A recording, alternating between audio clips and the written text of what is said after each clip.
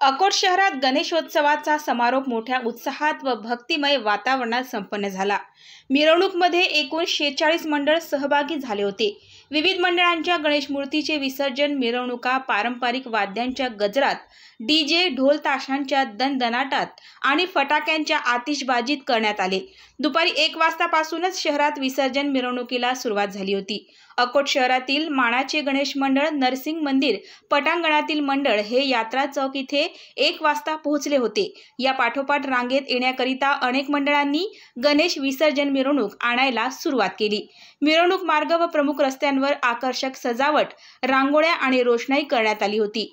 मिरवणुकीत युवक युवतींनी लेझिम, ढोल ताशे, झांज, पथक तसेच नृत्यांच्या तालावर आपला सहभाग नोंदवला।